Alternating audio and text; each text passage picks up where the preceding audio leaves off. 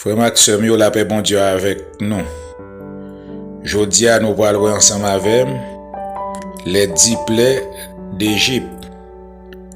10 plaies qui ça yo. C'est 10 châtiments que bon Dieu t'a infligé à l'Égypte pour te contraindre roi Pharaon, pour roi Pharaon te quitter peuple Israël là, quitter dans esclavage là Kaili, pour te quitter au parti quitter Égypte pour rentrer dans le pays Canaan. Pharaon te si tellement fait tête avec Moïse, il pas voulu quitter peuple à parti.